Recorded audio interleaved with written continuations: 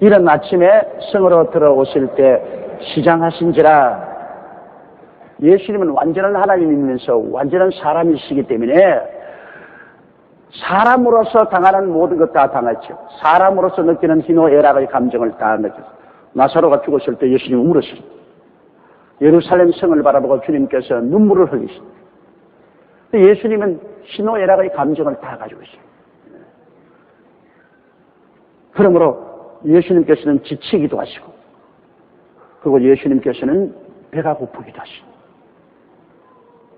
완전한 하나님이시면서도 예수님은 완전한 사람으로서, 또 하나님으로서는 예수님이 죽은 자도 살리시고, 문둥이도 깨끗이 하시고, 안진뱅이도 이렇게 하시고, 물로도 그러시고, 오병으로 5,000명 12명이 남게 하시는 기사와 이적을, 하나님 이외에는 할 수 없는 일을 예수님은 행하시고, 완전한 하나님.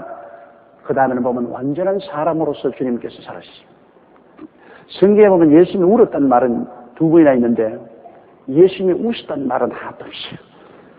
예수님이 이 땅에 와서 우리 인생들을 보고 너무나 마음에 번뇌롭고 인생의 짐을 지고 주님께서 안타까워했기 때문에 예수님이 우셨다는 말씀은 두 번이나 있어도 예수님이 웃었다는 말씀은 없습니다. 그걸 볼 때 예수님께서 얼마나 우리에게 와서 우리를 긍휼히 여기셨다는 것을 볼 수 있습니다. 예수님께서 오늘날은 웃으시겠죠. 십자가에 못 박여 죽었다 부활하셔서 당신이 수고한 공로로 많은 사람이 구원을 받고 아버지를 찬미할 때 주님은 큰 소리로 웃으실 것입니다. 그러나 이 땅에 계실 때는 예수님은 웃지 않으셨습니다. 예수님이 종종 기뻐했다는 말이 있습니다. 하나님 안에서 마음속으로 기뻐는 했지만 이렇게 웃지는 않았었습니다.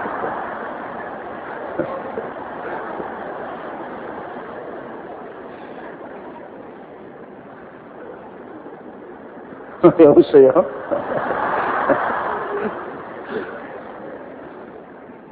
근데 예수님이 그 베다니에 있었으니까 너무나를 다 가난해가지고서 아침밥을 못 끓여요.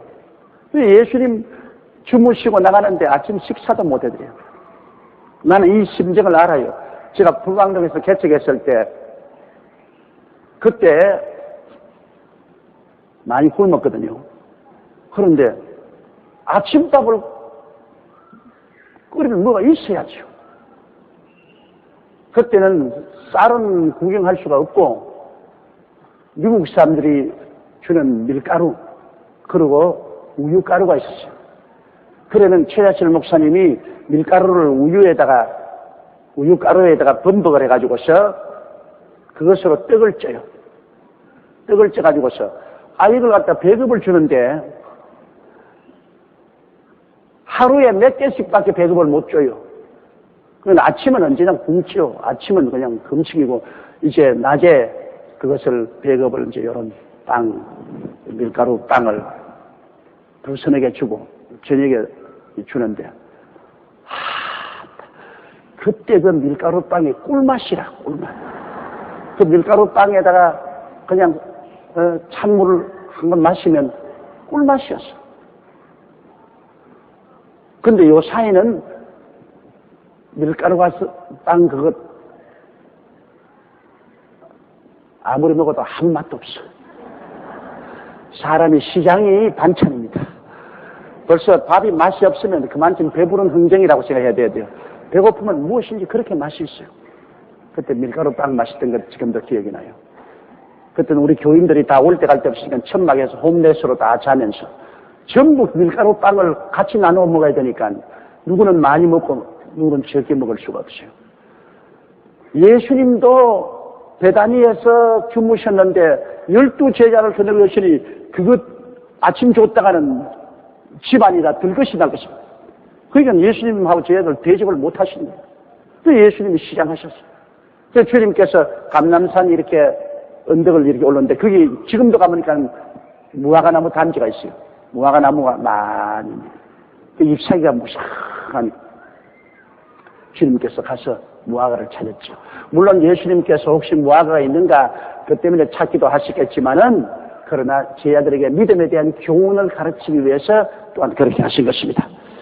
자, 길가에서 한 무화과 나무를 보시고 그리로 가서 잎사귀밖에 아무것도 얻지 못하시고 나무에게 이르시되 이제부터 영원토록 내게 열매가 맺지 못하리라 하시니 무화과 나무가 곧 마른지라. 무화과 나무는 열매를 맺어서 사람들에게 따먹도록 해줘야 되는데 무화과 나무가 잎사귀만 무성하고 열매가 없으니까 주님이 열매 없는 무화과 나무를 저주해버렸습니다. 여기에는 의미가 대단히 깊습니다, 여러분. 무화과 나무는 또 누구를 상징하는 이스라엘을 상징하는 것입니다. 이스라엘이 바로 무화과 나무로 상징되는데 이스라엘이 열매를 맺지 않습니다. 회개하여 하나님을 믿지 않기 때문에 주님이 무화과 나무를 저주해버려서 말라버린 것처럼 이스라엘이 하나님의 저주를 받고 예수 그리스도를 십자가에 못 박은 이후로 그들은 로마의 멸망을 당하고 나라 없는 민족으로 2000년 동안 온 세계를 방황한 것입니다. 주님께서 마침에 무화과 나무의 비유를 들으라. 무화과 나무가 sak이 나고 잎이 돋으면 여름이 가까운 줄 아는 이런 일을 보고는 주님이 곧 문 앞에 온 줄 알라 하시는데 이 멸망받은 무화과 나무가 다시 sak이 나고 잎이 돋으면 주님 오실 날이 가까웠다고 하십니다. 그런데 이 무화과 나무, 멸망받은 무화과 나무인 이스라엘 나라가 1958년 5월 15일 날 독립을 했습니다. 와이만스 박사를 수반을 해서 2000년 동안 나라 없던 저주받은 말라진 무화과 나무가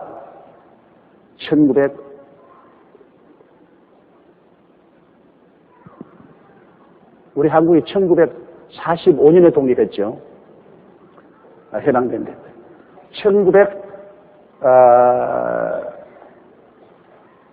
1958년인가? 내 기억이 지금 가물가물해요. 5월 58년 맞아요? 아니야. 우리가 해방된 것보다 10년 후에 이스라엘은 독립을 했어요. 여하간 그래서 이스라엘이 이 저주받은 무화과가 독립을 해서 다시 나라로 설 때 그때로부터 시작해서 마지막 때가 온다고 주님께서 말씀했는데 그러므로 이스라엘이 독립한 지 지금 벌써 한 50년이 가까웁니다. 한 세대가 가까우는데 우리가 그러므로 주님 오실 날이 눈앞에 다가온 것을 우리가 알 수가 있는 것입니다. 우리가 굉장히 이스라엘은 역사의 시계입니다. 역사의 시계가 바로 예수님 강림하실 날이 우리 눈앞에 다가온 것을 알 수 있는 것입니다. 또한 무화과 나무, 열매 없는 무화과 나무를 저주했다는 것은 여러분과 나도 하나님의 백성인 무화과 나무입니다. 우리도 무화과 나무인데 우리가 잎사귀만 무성해서 내가 예수 잘 믿는다, 내가 목사다, 내가 장로다, 내가 권사다, 집사다, 감투만 쓰고 시끌벅적하게 다니면서 실제 열매는 없고 실제 영혼을 구원한다든지 교회 물질로 봉사한지 헌신 봉사하는 열매는 없고 굉장히 때를 습해서 잎사귀만 무성하는 주님께서 저주하신다. 우리는 잎사귀가 많지 않더라도 열매를 맺어야 돼요. 주민은 성경에 요한복음 15장은 우리가 열매를 많이 맺으면 그리스도의 제자가 되고 하나님께 영광을 드립니다. 우리가 우리의 삶 속에 열매를 맺어야 돼요. 주님을 위해서. 주님이 가장 기뻐하는 열매가 바로 영혼 구원의 열매입니다. 다른 사람에게 전도해서 영혼을 구원하고 영혼을 돌보는 이 열매 맺기를 주님이 원하십니다. 주님께 헌신 봉사하는 열매도 맺을 것이고 또 우리의 인격적인 열매도 맺을 것이고 주님은 우리에게 와서 끊임없이 열매를 찾습니다. 우리에게 찾아서 우리를 이렇게 너 무슨 열매 맺었니 한번 보자. 열매 맺냐? 너 지역장 열매 맺었냐? 나 홀로 지역장이냐? 열매를 맺고 있느냐? 너 구역장 한번 보자. 잎사귀만 구역장 하고서 무신하고 너 열매 얼마나 맺었냐? 너 장로냐? 열매 얼마나 맺었냐 한번 보자. 장로로서 교회에 와서 대접만 받고 어깨에 힘주고 어시되느냐? 안 그러면 네가 정말 겸허해서 성도를 섬기고 네가 열매를 맺고 한번 보자. 권사 한번 보자. 괜히 지역장, 구역장에 애만 먹이느냐? 그렇지 않고 내가 정말 열매 맺냐? 한번 보자. 주님은 열매를 찾아요.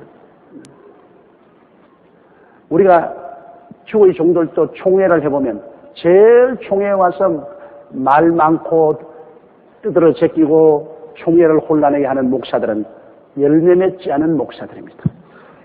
교회 잘 세워서 목회 잘하는 주의 종들은 말이 많지 않아요.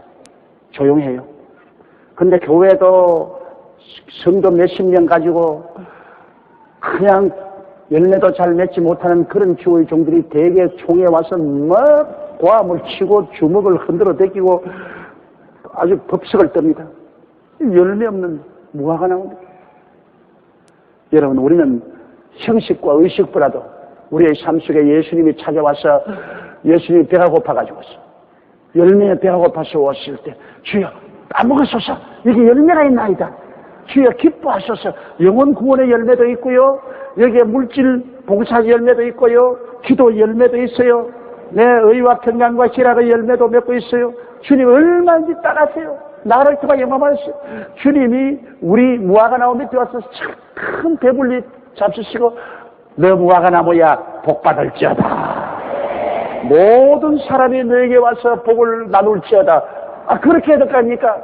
그러나 열매 없는데 주님 와서 살펴보고 아무 열매도 없으니까 이후로는 어떤 사람도 너에게 와서 열매를 먹지 못하리라. 그것은 말라버려. 주님의 복을 받으면 흥하고 주님의 저주를 받으면 망하는 것입니다. 우리 주님 말씀 한마디에 흥망성쇠가 달리는 것이죠. 예수님의 말씀이 임하셔서 복을 주시면 그 복을 빼앗을 자가 없어요. 예수님이 저주해버리시면 그건 뭐 말라버려요. 여기 보니 예수님이 저주하신 무화과가 그대로 말라버렸습니다. 그 다음이요, 제자들이 보고 이상히 여겨 가로되 무화과 나무가 어찌하여 곧 말랐나이까.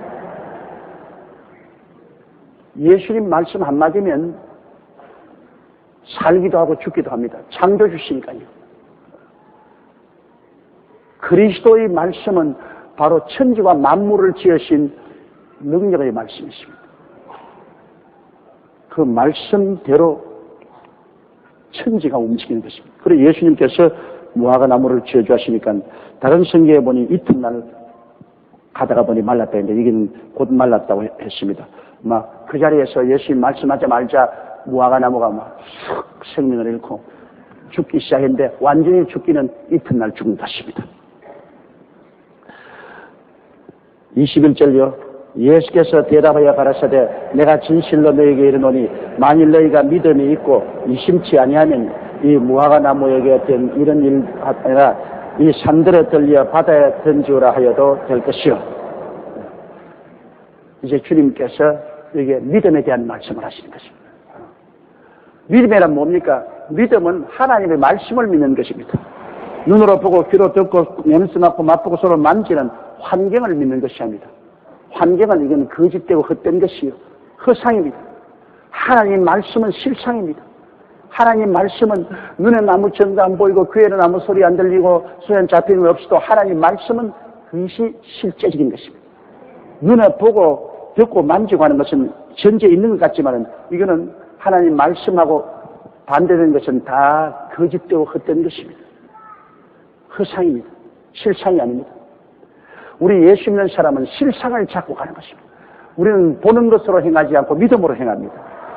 따라 말씀해서 나는 믿음으로 행하고 보는 것으로 행하지 아니한다.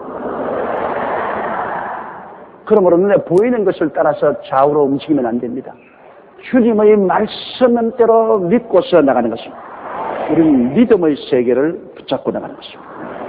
그러므로 예수님께서 하나님을 믿으면 이 무화과 나무가 말라지는 것 같은 이런 역사가 일어난다. 실상을 잡고 있으면 허상은 사라집니다.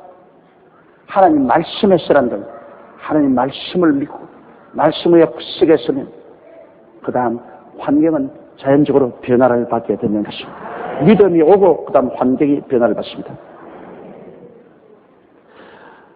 22절요. 너희가 기도할 때 무엇이든지 믿고 구하는 것은 다 받으리라 하시니 우리가 기도할 때 믿음으로 기도해야지. 중언 부언만 해도 안 되고 기도할 때 자꾸만 무엇을 느끼려고 해도 안 됩니다. 여러분, 체험이나 감각은 후에 따라오는 것입니다. 믿음은 바라는 것들의 실상이요 보지 못하는 것의 증거라고 해서 믿음 그 자체가 실상이고 증거입니다. 다른 증거 찾으면 안 돼요. 다른 증거 필요 없어. 믿음 자체가 실상이고 믿음 자체가 증거입니다. 믿음의 증거 이외에 다른 증거를 찾지 마세요. 내가 몸 아픈 사람이 기도 좀 하고 난 좀 보고 아유 하나님 아버지 아직 안 나았습니다. 주님이 선하게.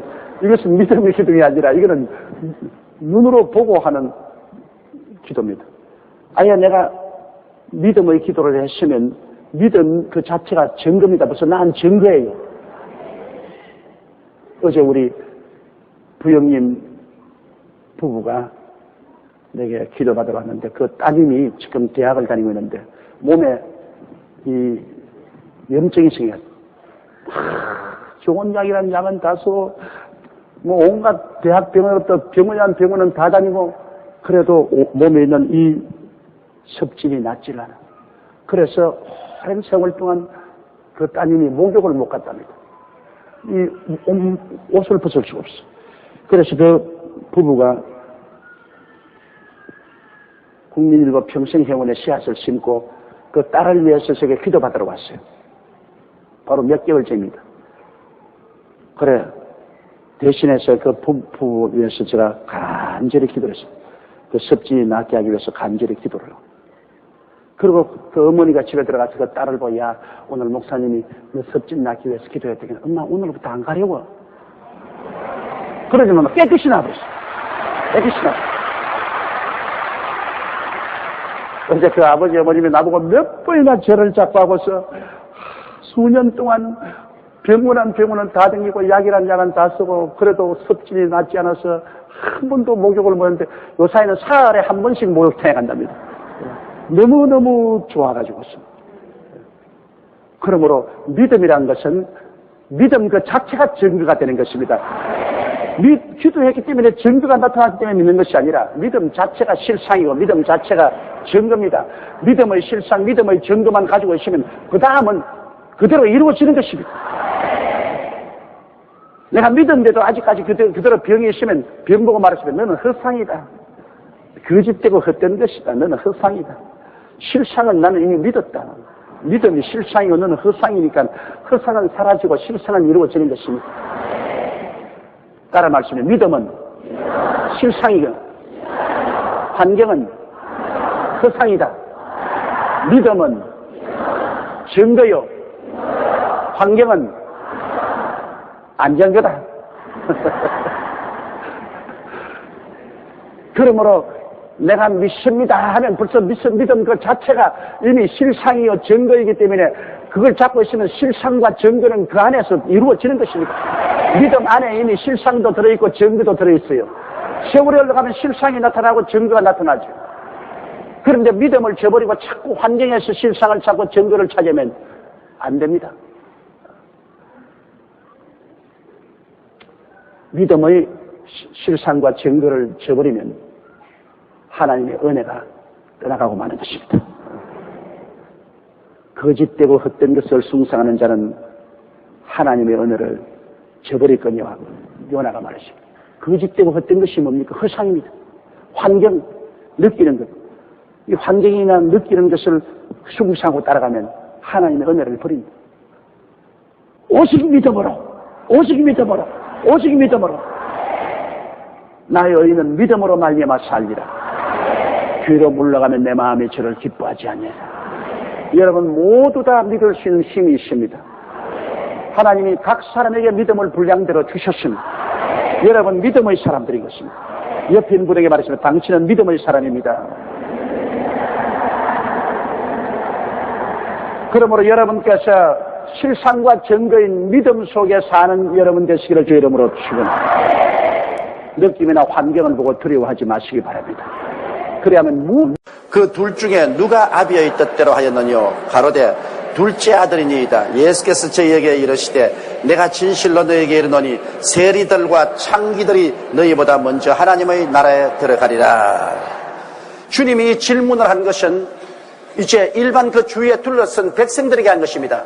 대제사장이나 그 장로들은 입을 딱 다물고 이제 말 안 해요. 이제 예수님과 대화가 끝났습니다. 그러니까 예수님이 이 비유를 들어 설명을 하고 난 다음 이 둘러선 백성들 보고 너희들 보기에는 누가 아버지의 뜻을 준행했냐? 마다들처럼 제일 처음에 포도원에 가서 일하겠다고 하고 난 다음에 안 간 아들이냐? 포도원에 안 가겠다고 했다가 나중에 회개하고 포도원에 들어가서 일한 아들이냐? 누가 아버지의 뜻을 준행했느냐? 그러니까 둘째 아들이니다. 맞았다. 이제 대제사장과 장로들은 이 맏아들인데 이건 하나님 뜻을 버린 사람. 그러나 하나님 뜻대로 안 살던 세리들이나 창녀들이 회개하고 먼저 하늘나라에 들어갈 것이다. 그렇게 말씀한 것입니다. 여러분, 종교적인 지도자라고 해서 반드시 천당에 들어가는 건 아닙니다. 종교적인 지도자 체제와 제도를 다 가지고 있어도 가장 중요한 것은 하나님의 뜻을 받들어야 되는 것입니다. 오늘날 여러분 세상의 종교적인 단체나 제도 때문에 거기에 묶여가지고서 하나님의 뜻을 버리고 인간의 뜻대로 사는 그런 일들이 얼마나 많습니까? 하나님의 뜻을 저버리고 인간의 뜻대로 단체 소속해서 그 단체의 명예를 위해서 종교적인 그 지위를 위해서 하나님의 뜻을 저버린 사람 많습니다. 주여 주여 하는 자마다 다 천국에 들어갈 것이 아니요 하늘에 계신 내 아버지의 뜻대로 하는 자야만이 들어갈 수 있는 것입니다. 내 아버지의 뜻을 알아야죠. 아무리 주여 주여 한다고 해서 그 사람들이 다 하나님이 귀엽게 받아주는 것은 아닙니다. 하나님의 뜻대로 예수 믿고 성령 받고 성령님의 인도를 따라 사는 그 사람은 그 사람이 죄인이든 창녀든 도둑놈이든 회개하고 들어오면 천당 당하는 것입니다. 마카파 같은 거 구원받는 거 보십시오. 사람을 잡아가지고서 집에서 불로 태우고 처녀를 잡아서 불고기를 해먹고 이런 마카파 정말 막 가는 놈들, 이거 도저히 여러분 우리가 기존 종교단체에서 보게 될 때는 이런 악마는 있을 수가 없습니다. 그래서 그 악마라고 비웃지만은 그것들이 나중에 회개를 해가지고서 통해 자복을 하고 감옥 안에서 예수 그리스도를 구주로 모시고 250여 명이나 전도를 해서 예수 믿게 하고 나중에 형장이 이슬로 사라질 때 몸은 죄를 지어서 죽어야 하겠지만은 우리 영혼은 예수 믿고 용서와 의를 얻어 천당 가니 장로님 천당에서 우리 기다리겠습니다. 할렐루야 하고 갔던. 그러니 이 마카파라도 이들이 회개하고 예수를 믿어서 구원을 받으니까 회개하지 아니하고 내 총회장이네 나는 장로네 하고 큰소리 하면서 하나님 뜻대로 살지 않고 하나님을 거역하고 반역하는 맏아들 역을 하는 그런 사람보다 먼저 천당에 들어가지 않습니까? 먼저 하늘나라는 회개하고 하나님 뜻대로 살아야 되는 것입니다. 가장 중요한 것은 회개는 내 뜻을 버리는 것이 회개입니다. 내 뜻과 내 고집을 버리고 깨어져 그리고 하나님의 뜻을 따라 예수님을 믿고 살면 그건 천당 가는 것이죠. 아무리 감투 많이 써도 감투가 우리를 천국에 데려가 주지 않습니다. 이러므로 우리 감투 좋아하고 감투 쓰고 감투대로 행하려고 하지 말아야 돼요. 우리는 깨어지고 회개하고 예수를 믿고 하나님 뜻을 준행하는 사람들이 되어야 되는 것입니다. 32절이요. 요한이 의의 도로 너희에게 왔거늘 너희는 저를 믿지 아니하였으되 세리와 창기는 믿었으며 너희는 이것을 보고도 종시 뉘우쳐 믿지 아니하였도다. 요한이 와서 회개하라 그리고 내 뒤에 오시는 이를 믿으라 했는데, 그런데 이 사람 요한이 이렇게 복음을 전하니까 세리와 창기는 쉽게 믿었습니다. 세리와 창기는 뭐 세상에 다 버림받은 존재고 뭐 자기들 체면 차릴 것 없어요. 그냥 쉽게 믿었어요. 그러나 대제사장이나 바리새교이나 사두개교이나 장로들은 체면이 내 유대교회 내가 지위가 이런데 내 체면이 이런데 내가 믿을 소냐. 그래가지고서 그들은 믿지 않았습니다. 그 중에도 여러분 체면 불구하고 오신 분이 니고데모입니다. 그것도 니고데모도 체면이 너무 강하기 때문에 대낮에는 못 오고 대낮에 왔다가 잡힌 날이면 체면이 박살이 나기 때문에 밤에 어두운데 하던 지붕 밑으로 그림자를 통해서 피해서 예수님 계신 곳에 와서 그가 말했습니다. 선생이여, 선생은 하나님께로부터 오신 분이 틀림없습니다. 그렇지 않고는 이런 위대한 일을 할 수가 없습니다. 이거는 바로 니고데모는 산헤드린 회원, 유대인의 종교 국회의원이었음에도 불구하고 그는 체면을 손상하지 않은 방향에서 밤에 주님을 찾아와서 주님과 대화를 한 적이 있습니다. 그러나 세리와 창녀들은 체면이 없어요. 까짓것 이미 다 버린 체면, 이미 다 짓밟힌 처지에 체면 차릴 건 있어요. 그러니까 그들은 복음을 듣고 감동되면 그 자리에서 쉽게 회개했어요. 우리나라가 급속히 여러분 복음이 증거된 이유도 이 6.25 전통의 체면을 깨뜨렸기 때문이겠죠. 6.25 사변이 나서 우리가 대민족의 이동이 일어났습니다. 북한에 있는 한 500만 성도들이, 우리 동포들이 내려왔죠. 그 다음에 이남에서도 경상도가 전라도에 가고, 전라도가 경상도에 가고, 충청도가 이리 가고, 고향을 떠나면 체면도 떠납니다, 여러분. 고향에 있을 때, 아무개 집 아들이고, 아무개 집 딸이고, 누구고 해서 전부 체면이 있기 때문에, 채통 차리라. 우리는 어릴 때부터 늘 그 소리 들어, 체면 차리라. 체면 차리라. 너 여기에서 사람들 앞에서 부모도 있고 다 있는데 체면 차려야 된다. 그러니까 참 옛날에는 영양 보충을 어디 가서 하냐? 잔치집이나 초상집에 가서 한다고. 잔치집에 가면 이렇게 차일 쳐놓고 난 다음 득석 깔아놓고 거기 가면 한 상석 주지 않아요. 거기에서 그냥 하루 종일 붙어 앉아가 다 얻어먹고 영양 보충하고, 또 초상집에 가서 자기들은 일가 친척 부모가 죽어서 슬퍼하지만은 그러나 그게 얻어먹어야지 어떻게 하나. 그러니까 또 한 상 얻어먹습니다. 내 어릴 때 한 상 얻어먹고 집에 와서 볼태기 얻어맞은 기억이 나요. 우리 동리에 조상이 났는데 그게 한 상씩 잘 받아 먹는다고 그랬어. 우리는 애니까 한 상을 안 차려준단 말입니다.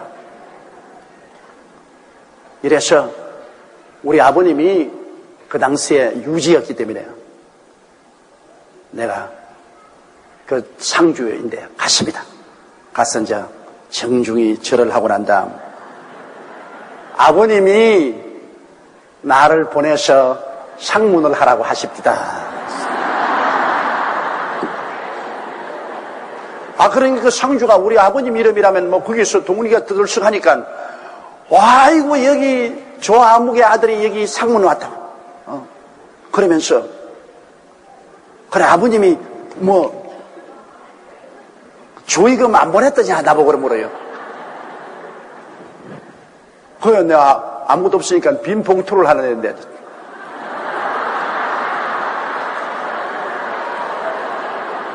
돈도 안 드는 빈 봉투 내줬어. 그러고 난 다음 상을 한 상 잘 받아가지고서 잘 먹었지. 먹었는데 집에 또 오니까 벌써 연락이 우리 집으로 왔어요. 왜냐하면 조의금을 보냈는데 혹시 잊어버리고 돈을 안 넣은 것 같다고 빈 봉투가 왔다. 그 아버님이 날 보고, 용기야 이리 오너라. 그렇게 하니까, 너 저 아랫동리에 초상집에 갔다 왔느냐? 예, 갔다 왔습니다. 일만 내가 언제 너를 그 가서 상문하라고. 그러지만은 순식간에 눈이 반짝해요. 아버지가 한 대 올렸습니다. 눈에서 별빛이 반짝하더라고요. 그래서 빈봉투 내고 한 상 받아 먹고 별빛 한번 보고.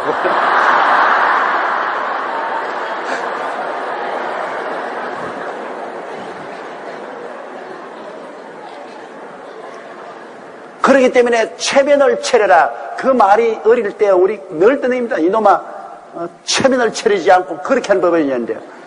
6.25 사변으로 민족의 대이동이 오고 민족이 타석해지니까 타양살이에 오니까 체면이 없었습니다.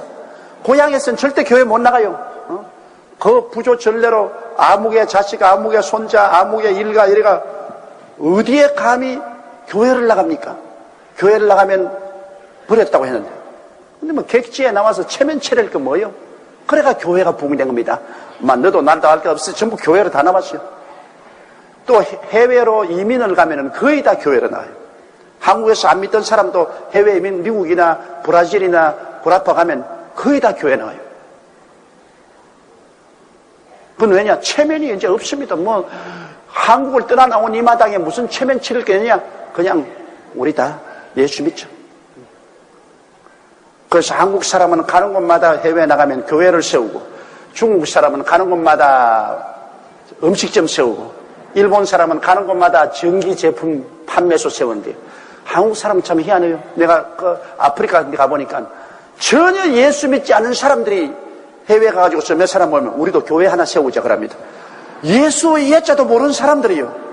한국 사람은 가면은 꼭 모이면은, 두세 사람 모이면은 우리 교회 하나 세우자.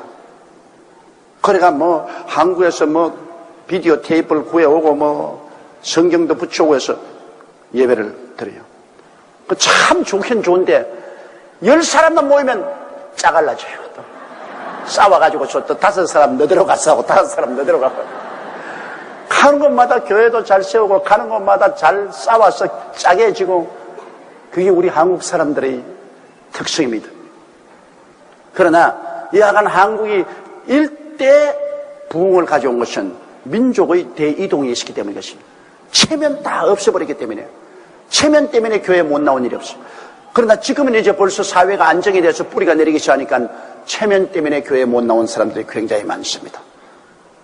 우리 제사 지내야 되고 전부 가족들이 다 보고 있고 친척들이 다 보고 있는데 어때 우리끼리만 교회 나오냐. 그래서 교회 나오기가 힘이 들었어. 체면 깨뜨려야 돼.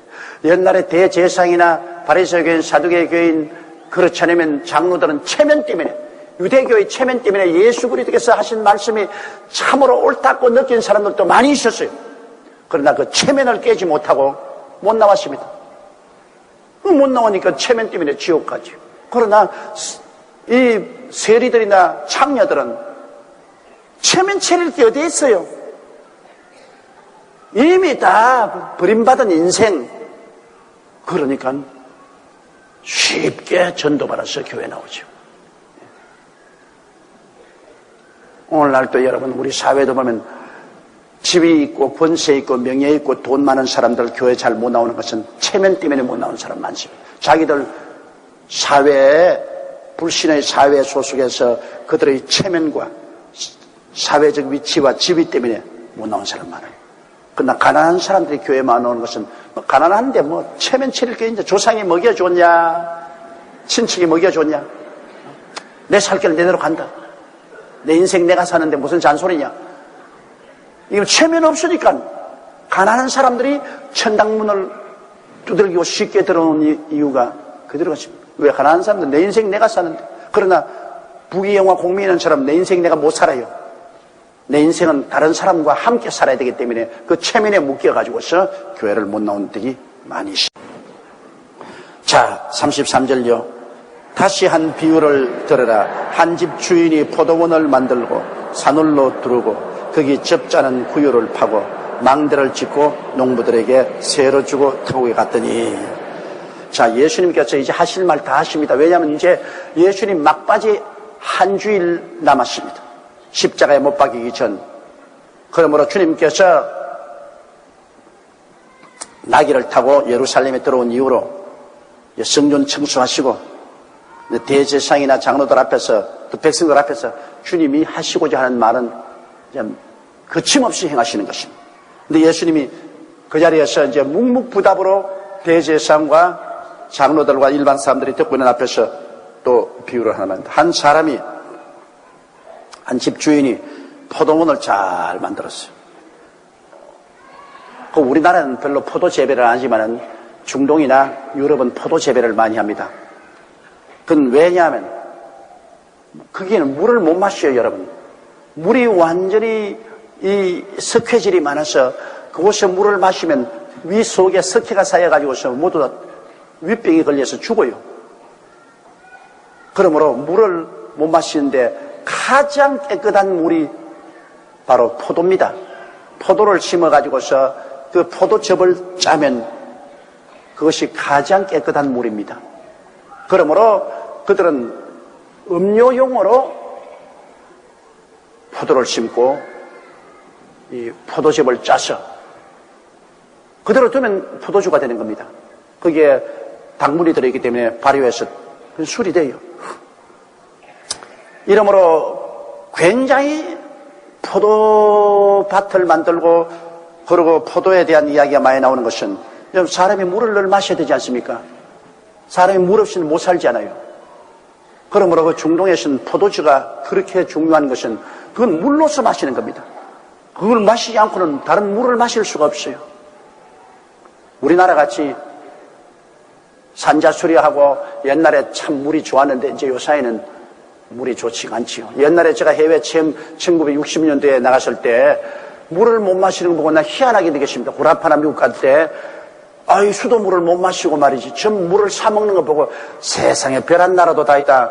물을 사 먹는 나라가 다 있냐. 그렇게 해서 우리는 그때는 겨울물도 마셨으니까요. 그냥 흐르는 겨울물도 그냥 마셨는데 불과 요 짧은 세월에 한국도 강도 썩고 물도 썩고 우물물도 썩고 이제는 여러분 물 그대로 마실 수 있는 처지가 못 되잖아요.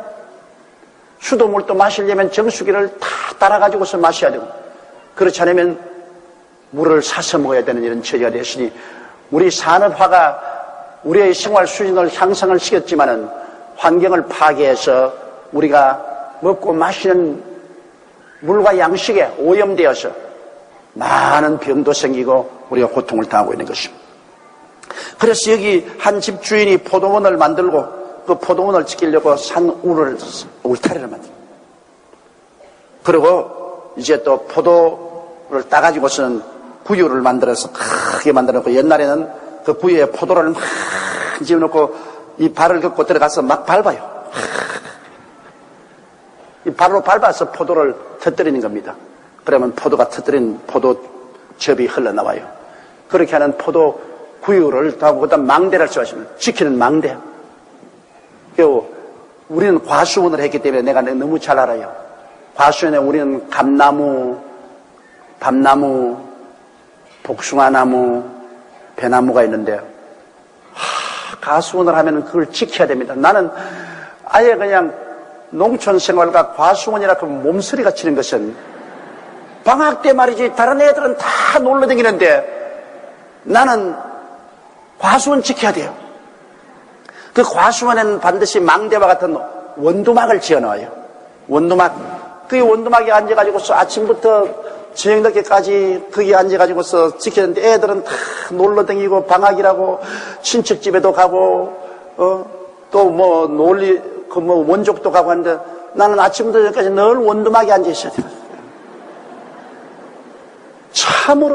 참으로 괴롭더라고. 지금도 생각해도 몸서리가 나요. 네, 그래서 우리 시골 과수원을 떠나올 때 나는 그 시골집을 다시 돌아도 안 보겠다고 그랬습니다. 근데 요사이도 그래요. 고향에 대한 노래를 부르면 저건 나하고 상관없다. 나는 고향에 돌아가고 싶지 않아. 나는 서울이 제일 좋아. 고향 시골에서 하도 농사일과 과수원 일에 내가 진절머리가 나서 고향은 안 가고 싶어. 그래서 나는 북한의 고향 땅을 두고 온 사람들이 북한을 향하여 눈물을 흘리는 걸 보면 별로 실감이 안 나. 나는 별로 고향에 안 가고 싶은데. 그처럼 이 농사를 지으면은 반드시 포도원을 만들어 놓고 그 훔치러 오는 사람이 있기 때문에 그게 울타리를 만들어야 되고, 그 다음 울타리만 만들어서는 안 돼요. 또 원두막, 이 망대를 만들어서 이렇게 지켜야 됩니다. 옛날 이스라엘 농부들이 살던 것하고 우리 농부들이 살던 것하고 거의 비슷한 일이 많이 있습니다. 자, 그러면 34절 보십시다. 실과 때가 가까움에 그 실과를 받으려고 자기 종들을 농부들에게 보내니, 그렇게 해서 그 포도원을 남에게 세로 내줬습니다. 세를 내줬으니 이제 포도를 거둘 때 되면은 그 포도 수확 중에 얼마를 받잖아요. 보통 3칠째로 해서 주인이 7을 먹고 그것을 농사 지은 사람이 3을 먹는 이런 3칠째 같은 게 있잖아요. 그걸 이제 실과를 받으려고 종들을 농부들에게 보내니 35절에요.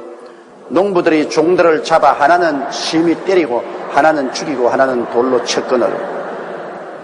이런 수가 되십니까? 당연히 그게 실과를 내주는 것은 마땅한 일인데 그 실과를 그대로 종들을 보니 종들을 박해하고 때리고 또 어떤 종들은 죽인다. 이것은 무슨 의미라 하십니까? 여러분이 포도원이 바로 이스라엘 나라를 말하는 것입니다. 하나님이 아브라함과 이삭과 야고보의 후손들을 통해서 이스라엘 나라를 세운 것이 이게 바로 포도원이요. 하나님이 포도원을 세워가지고서 그 다음에는 그 포도원이 이제는 잘 하나님 섬기도록 하고 그 하나님 영광을 받기 위해서 하나님이 종들을 보낸 것입니다. 하나님이 종들이 바로 선지자들 아닙니까? 선지자들을 주님께서 이스라엘 백성에게 보내니 이스라엘 사람들이 어떻게 했습니까? 선지자들을 쫓아내고 박해하고 또 많은 선지자들을 죽이고 그렇게 했지 않습니까? 바로 이것을 예를 들어 말하는 것입니다. 바로 여기 포도원은 이스라엘 나라고 오늘날 포도원은 교회가 포도원이죠. 그런데 이스라엘 나라에 하나님이 자꾸 선지자를 보내가지고서 회개하라고 하고 하나님께로 돌아오라고 그러니까 이 선지자들을 대접해서 받아들이지 않냐고 쫓아내고 박해하고 죽이고 그렇게 한 것을 말한 것입니다. 36절요. 다시 다른 종들을 처음보다 많이 보내니 저희에게도 그렇게 하였는지라. 자, 주님께서 하나님이 이스라엘 백성들을 잘 다스리기 위해서 많은 선지자와 교사들을 보내니까 이거 다 안 듣고 때려 죽이고 쫓아내고 그 다음 또 더 많은 선지자를 보내니까 또 똑같이 회개하지 않고 쫓아내고 때려 죽이고 그렇게 하셨습니다. 37절요. 후에 자기 아들을 보내며 가로되 저희가 내 아들을 공경하리라 하였더니 바로 그 아들이 예수님인 것입니다. 많은 선지자들을 보내어도 그들은 선지자들을 쫓아내고 죽이고 박해함으로 하나님 아버지께서 내 포도원에 이제 마지막 내 아들을 보내면 내 아들은 공경할 것이다. 바로 그 아들이 바로 예수님 자신인 것입니다. 예수님 바로 며칠 후에면 십자가에 못 박여 죽을 것인데 그걸 주님께서 비유로 지금 말씀하는 것입니다. 자, 내 아들이 왔다 이제는. 그 백성들이 들으면서 예수님이 무슨 말 하는지 다 벌써 비유를 통해서 알고 있어요. 아들은 공경하리라고 보냈더니 38절에요. 농부들이 그 아들을 보고 서로 말하되 이는 상속자니 자 죽이고 그 유업을 차지하지 하고 아들이 왔어. 이게 상속자다. 이 나중에 주인 될 것 아닌가. 이거 죽여버리면 이건 우리가 소유할 것이 아닌가. 하나님의 아들 죽여버리라까지 것. 우리 하나님 없이 우리가 마음대로 인본주의로 살 것 아닌가. 예수님은 당신이 이 유대인들에게 잡혀서 죽을 것을 여기에 예언한 것입니다. 39절요. 이에 잡아 포도원 밖에 내어 쫓아 죽였느니 바로 예수님을 잡아서 예루살렘 밖에 갈보리 산 십자가 위에 못 박아 죽인 것을 여기에 예언하고 있는 것입니다. 40절요. 그러면 포도원 주인이 올 때 이 농부들을 어떻게 하겠느냐. 그런데 가만히 있을 때가 있어요. 포도원 주인이 오는 날이 있습니다. 주님이 강림하신 날이 와요. 하나님께서 이 세상을 심판하러 오시는 것입니다. 그날과 그 시는 알지 못하지만은 그러나 하나님이 심판하러 오실 날이 가짜가 왔지요. 하나님 반드시 심판하러 그 아들과 함께 오시지 않아요. 그러면 그 주인이 오면 어떻게 하겠느냐 이제 백성들에게 물은 것입니다. 자, 포도원을 만들어서 세를 주었는데 자, 종들을 보내니까 그 포도원에서 난 수익 얼마를 줘야 되겠는데 안 주려고 종들을 쫓아내고 죽이고 또 많은 종들을 보내니까 또 쫓아내고 죽이고 그 다음 아들을 보내니까 이 상속자가 왔다고 죽여버리고 포도원은 우리가 소유하자고 아들을 죽여버렸다. 그러면 주인이 올 때 어떻게 하겠는가? 그 백성들에게 물은 것입니다. 41절요. 저희가 말하되 이 악한 자들을 진멸하고 포도원을 제때 실과를 바칠 만한 다른 농부들에게 새로 줄지니이다. 그러니까 그들이 스스로 대답했습니다. 그런 악한 자들은 완전히 진멸해버리고 죽이고 포도원은 제때 실과를 바칠 만한 다른 농부에게 새로 주는 것이 마땅하다. 이것은 이제 유대인들이 심판을 당하고 멸망을 받고 그 다음 하나님을 잘 섬기는 그런 백성들로 새하늘과 새 땅과 새 예루살렘을 차지할 것을 예언한 것입니다. 하나님이 세우는 새로운 포도원, 새하늘과 새 땅과 새 예루살렘은 하나님을 믿고 섬기고 잘 따르는 그 사람들에게 줄 것이라. 그것이 마땅하다. 이거 예를 들어서 말한 것입니다. 42절에요. 예수께서 가라사대 때 너희가 성경에 건축자들의 버린 돌이 모퉁이의 머릿돌이 되었다. 이것은 주로 말미암아 된 것이 우리네 기이하다 함을 읽어보지 못했냐. 이것은 시편 118편 22절 이하에 예언된 말씀인데요. 여러분, 건축자들이 집을 짓는데 언제나 주춧돌 놓는 거 굉장히 중요하지 않아요? 주춧돌을 놓고 거기로부터 집을 지어가는 것입니다. 그런데 건축자들이 바로 이스라엘 나라를 통해서 하늘나라를 세우는데 이스라엘의 대제사장이나 바리새인 교인, 사두개 교인, 교법사, 장로들이 주춧돌을 버려버렸습니다. 주춧돌이 바로 예수님이신데 그들이 하늘나라를 세운다면서 예수님 쫓아내버리고 예수님 없는 그런 하늘나라를 세워요. 주춧돌을 건축자들인 이스라엘 백성들이 내버렸습니다. 그러나 하나님이 세운 하늘나라는, 교회는 예수님이 바로 머릿돌이 되신 것입니다. 예수님이 머릿돌. 그럼 기이하잖아요. 하늘나라를 믿는다고 하는 유대인들이 버린 그 주춧돌인 예수 그리스도, 그들이 이단과 사세라고 해서 예수님을 잡아서 십자가에 죽였는데 하나님은 그 예수님을 주춧돌로 해서 교회를 세우신 것입니다. 그게 우리가 보기에 너무나 기이하잖아요. 구약에서는 구약의 지도자들은 예수 그리스도를 십자가에 못 박아 죽였는데 하나님은 그 죽인 예수 그리스도를 통해서 새 하나님의 나라 신약 교회를 주님께서 세우신 것을 이미 예언되어 있는데 주님이 그것을 그들에게 설명하는 것은 너희들은 나를 쓸데없다고 버리지만 하나님은 나를 하나님이 세우시는 나라 교회의 모퉁이의 머릿돌이 되게 하실 것이다. 그렇게 말씀하신 것입니다. 자, 43절요. 그러므로 내가 너희에게 이르노니 하나님의 나라를 너희는 빼앗기고 그 나라의 열매 맺는 백성이 받으리라. 그러므로 종국적으로 너희들은 하늘나라 뺏긴다 이죠.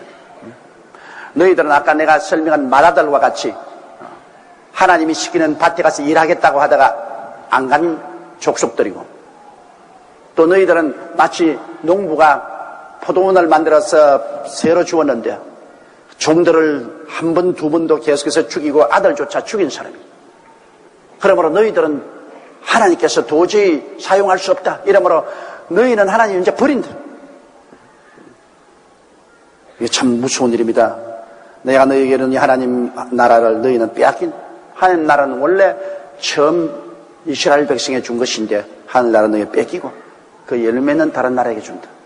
그 열매는 나라가 뭡니까? 유대인들이 지금 하늘나라가 없잖아요. 여러분 이스라엘에 가보십시오. 예수 믿는 교회가 공식적으로 정부에서 허락하지 않습니다. 교회가 없어요. 유대인 사회 중에서 이스라엘 나라 중에서 예수 믿는 사람 감옥에 콩나기 만침밖에 없어요.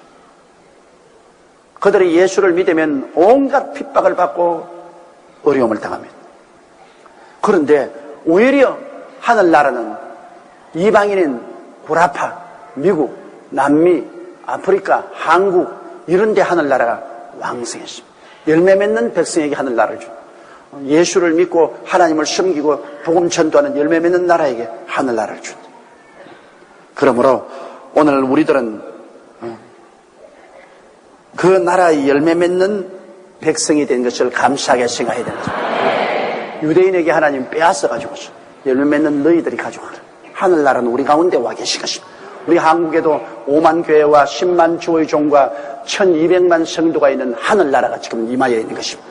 하늘나라가 여기 있다 저기 있다 못하리니 하늘나라는 너희 안에 아니라 우리 한국 나라에 하늘나라가 와 있는 것입니다. 이스라엘 나라 안에는 하늘나라가 없지만 우리 한국에는 이방인인데도 불구하고 우리의 하늘나라가 왜 하십니까? 왜? 우리가 예수 믿고 열매를 맺기 때문인 것입니다. 자, 44절에요. 이 돌 위에 떨어지는 자는 깨어지게 이 돌이 사람 위에 떨어지면 저를 가루로 만들어 흩으리라. 이 돌은 바로 예수님을 지칭하는 것입니다. 예수님이 이제는 심판을 말씀하는 것입니다. 이 돌 위에 떨어지는 자는 깨어진다. 예수님에게 부딪히는 자는 예수님과 대항해서 예수님께 부딪히면 깨어진다. 벌써 이스라엘 나라가 예수를 십자가에 못 박고 난 다음에 곧장 로마의 디도 대장이 와서 이스라엘 나라를 멸망시켰습니다. 주 70년에 디도 대장이 와서 이스라엘을 예루살렘이 멸망되고 그들은 산산조각으로 흩어져서 2000년 동안 나라 없는 민족으로 온 세상의 구박과 박대를 다 당하고 그렇게 했습니다. 왜? 예수님 돌에 부딪혔기 때문에. 예수님에게 부딪히면 깨어집니다.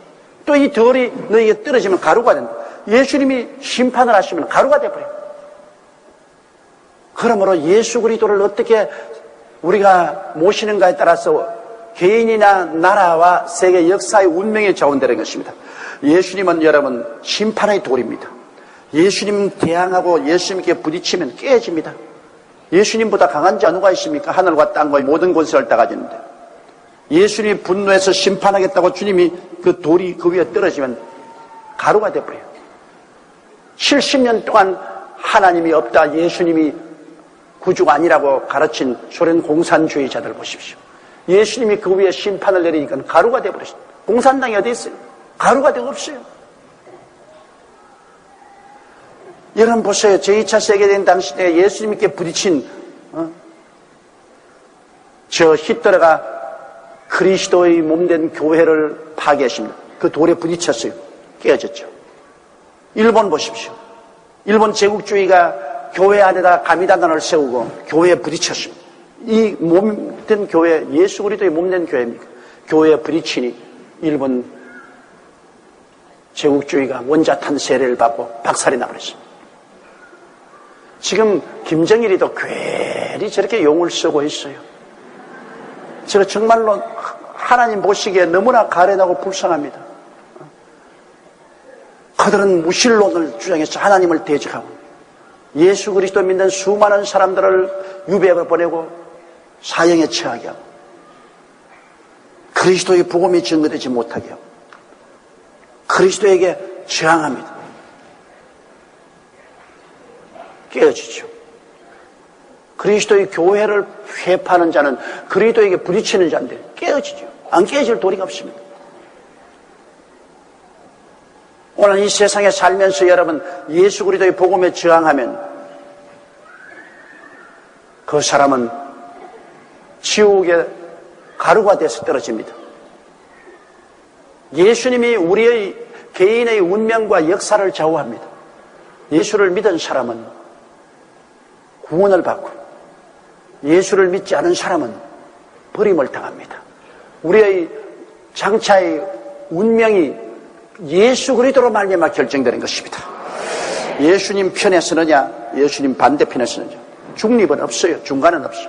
예수님 편에 서는 사람은 새하늘과 새 땅과 새 예루살렘으로 들어가고 찬란한 미래의 영광을 향해서 갈 것이요. 예수님 반대편에 서는 사람은 가장 어둡고 캄캄한 지옥의 심판으로 들어가게 될 것입니다. 45절요. 대제사장들과 바리새인들이 예수의 비유를 듣고 자기들을 가리켜 말씀하신 줄 알고 분명히 자기들을 가리켜서 주님께서 말씀하셨습니다. 주님께서 비유를 통해서 분명하게 대제사장과 장로들, 유대인들을 향해서 주님께서 공개했거든요. 뭐 삼척동자라도 자기들 보고 말한 줄 깨달아 알지요. 아, 이 장자는 우리 보고 말한 것이고 이 포도원을 빼앗으려고 한 것도 우리 보고 한 말이다. 이 고약한 놈 있나. 그래서 그들이 예수님을 46절에요. 잡고자 하나 무리를 무수하니 이는 저희가 예수를 선지자로 알렸다. 당장 잡아서 예수님을 처치하고 싶어도 그 있는 군중들이 예수님 말씀을 달게 바라듣고 예수님이야말로 하나님이 보낸 선지자로 인정을 하고 있었기 때문에 잘못 섣불리 손대다가는 군중들에게 얻어맞아 죽을 위험이 있기 때문에 예수님께 손을 대지 못했습니다. 하나님의 때가 와야 예수님을 잡을 수 있죠.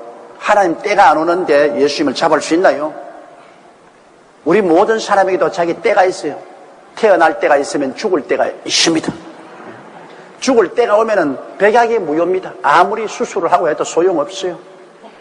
그러나 죽을 때가 안 오면 그때는 약발도 생기고 그때는 안수기도 하면 낫기도 하고 역사인데, 하나님 때가 정해서 너는 죽을 때라 이라면 아무리 안수기도 해도 소용이 없고 아무리 약을 먹어도 소용이 없어요. 왜? 때가 왔기 때문인 것입니다. 우리는 모든 것이 하나님 때를 따라서 움직입니다. 그러므로 태어날 때가 있으면 죽을 때가 있는데 죽을 때가 안 왔는데 예수님을 잡으려고 하니 잡혀집니까? 그러나 바로 며칠 후에 예수님의 때가 오며 주님이 잡혀서 십자가에 못 박혀 돌아가신 것입니다. 자, 그러므로 우리는 우리 주 예수 그리스도를 믿은 이 성경에 말한 둘째 아들 같이 되었음을 감사하게 생각해야 됩니다. 주님을 거역했으나 회개하고 예수를 믿고 포도원에 들어와서 주님을 섬기고 사는 우리들이 되어서 하나님의 사랑받게 된 것을 기쁘게 생각해야 될 것입니다. 우리 무엇보다도 성령으로 충만함 받고 성령의 인도를 따라 살아야 되는 것입니다. 예수 믿는 사람에게 하나님이 준 것은 돈도 지위도 명예도 권세도 아닙니다. 성령을 주셨습니다. 유대인들은 그들이 시내산에서 선민이 되자마자 하나님은 율법을 주셨습니다. 율법을 지키라고 주셨습니다. 그러나 오늘 신약시대는 예수를 믿고 구원받자마자 하나님은 성령과 더불어 살아라, 그리고 성령을 보내주셨습니다. 그러므로 성령이 여러분과 같이 계시는데, 여러분 신약시대는 하나님이 예수 믿고 구원받은 사람들에게 성령과 더불어 살아라고 성령을 보내주셨으므로 구약에서 율법을 어기면 버림당하듯이 신약시대에는 성령을 거역하면 버림을 당하는 것입니다. 성령을 어기면 버림당해요. 이러므로 성령이 여러분 가운데 와 계심으로 성령님을 항상 인정하고 환영하고 모시드리고 의지하며 하나님께 더욱 구하여서 성령으로 충만한 받기를 간구하시기 바랍니다. 하나님의 성령이 여러분과 더불어 24시간 같이 있으면서 여러분을 가르치시고 깨우치시고 구의저치고 거룩하게 하시고 성결하게 하시고 위로받게 하시고 바른 길로 가게 만들어 주시는 것입니다. 성령 없는 교회나 성도는 물 없는 우물과 같습니다. 물 없는 우물이 무슨 소용이 있습니까? 불 없는 화루와 같습니다. 불이 없는 화루가 무슨 소용이 있습니까? 이러므로 성령 없이는 예수 믿는 형식만 가지고 있죠. 내용이 없어요. 성령이 없는 신앙생활은 내용이 없어요. 형식만 가지고는 아무 소용이 없어요. 성령님을 인정하시면 아멘 하십시다. 환영하시면 아멘 하십시다. 모시드리면 아멘 하십시다.